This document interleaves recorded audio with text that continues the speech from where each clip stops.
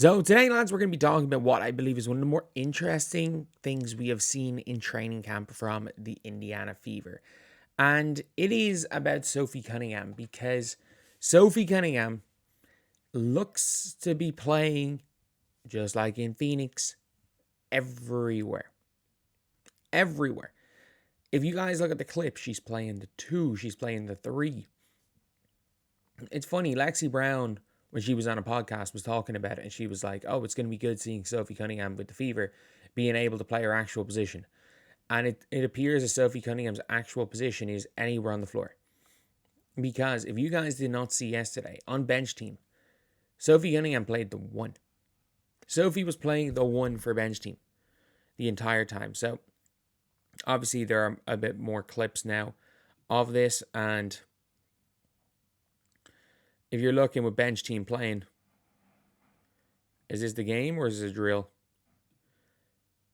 It's a drill. But if you're looking, Sophie Cunningham was running the 1 for bench team for the entire game.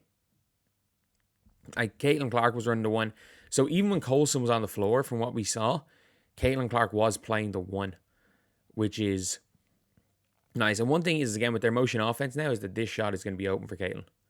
There's going to be times where, they're going to swing the ball and Caitlin's actually going to be open and not have to create her own shot. It's going to be nice.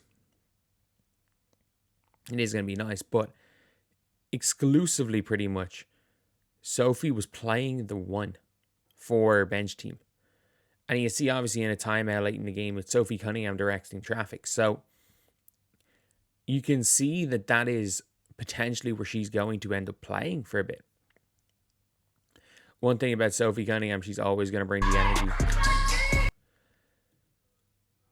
And again, both ends of the floor, obviously, she's going to be good. But the thing with Sophie Cunningham is she doesn't have any flaws as a player. She genuinely does not have she doesn't have a flaw. It's not like she's going to be this unbelievable player that's going to take over and win you a game. She just doesn't have any flaws. And that's straight a bit with her. Take her in a playoff series. I see her take over in a playoff series. Hope she brings back that same energy. And are there any comments about it here? And again, Lexi hitting a couple of shots, which is good. I will make a video about Lexi as well, but I would say Lexi could be in as 10th player to start the season, which would be an interesting one. But Leah Boston hitting a 3 was big. Yeah, Lexi's playing well. She was missing open layups. She had a pull-up. She was missing open layups yesterday, so I wouldn't be too hyped about scoring the ball. But yeah, Lexi Hull, in fairness, is the best 10th option in the league. Apologies, really early in the morning. Have to record all these videos because I'm getting on a plane or have to check out my hotel room in an hour. But yeah, Sophie Cunningham is going to come in probably as their backup point guard, their backup power forward, their backup shooting guard, their backup small forward. Probably not backup center. Gone are the days where Sophie Cunningham has to play center. If you guys don't know, in Phoenix, when Brittany Griner, the year she was in Russia, Sophie Cunningham played center. So Sophie Cunningham will probably be the 1 through 4 backup. So whoever's starting off a game badly, Sophie Cunningham's probably coming in for. Sophie Cunningham's probably going to play a bit of the 1 beside Caitlin Clark. And what it allows you to do is, she's also a good defender. She can guard 1 through 4. She can switch. If they set a 1-4 pick and roll, and, for example, Michaela Timpson is at the 4 or Brie Turner is at the 4, you can switch the 1-4 then. Or if the Juana Bonner is at the 4, if the 2 of them are guarding 1-4, you can always switch that pick and roll. You can switch the off-ball screen as long as you communicate properly. And I was obviously, a lot of the things that I was talking about, having a big backup point guard, why I was thinking, okay, yeah, having a big point guard's good for the defensive end. Which is why I thought the Fever was going to miss Grace Berger a lot. Because I just think I don't rate Sydney Colson as a player. I'm going to be honest here. I don't think Sydney Colson's a very good basketball player at the WNBA level. Obviously, look, she's been a pro she's a multiple-time champion. She's a vibes person, but is good to have because, as I always say with Coulson, she's a know-your-role type player, and she's someone who, whether she's playing 35 minutes or playing 17 seconds, is going to play with the same ultra intense high energy.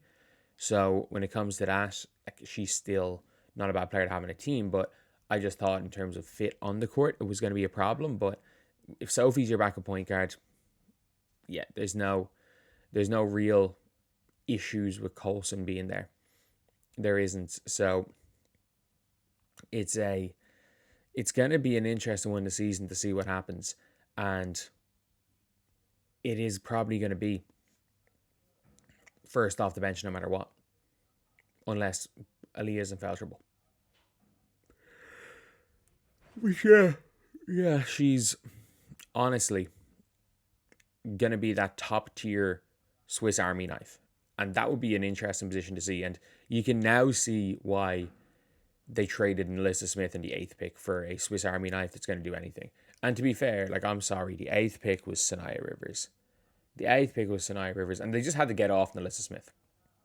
Nalyssa Smith is looking, in fairness, she is looking like a center right now for the Dallas Wings.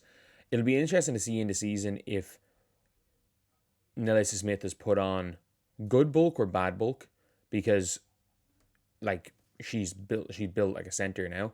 And if she's been just hitting the weight room and it's good bulk so that she's bullying people on the inside, then it's the best thing, probably the best thing for her. But you just never know until the season starts. But I still think giving up Nalyssa Smith, realistically, they gave the 8th pick for Sophie Cunningham. They gave the 8th pick for her. There's no way that Nalyssa Smith was even, that Nalyssa Smith was even an afterthought in this trade, because let's be real, I don't think the Fever wanted to keep Nalyssa Smith. They need to get off her salary in order to get the one about her in. So that one made sense. But realistically, it was given the 8th pick out for Sophie Cunningham and allowing the Mercury get Satu. And in fairness, by the Mercury getting Satu, the Mercury have Satu, Alyssa Thomas, Kat Copper, and nobody. So they might have screwed over the Mercury as well.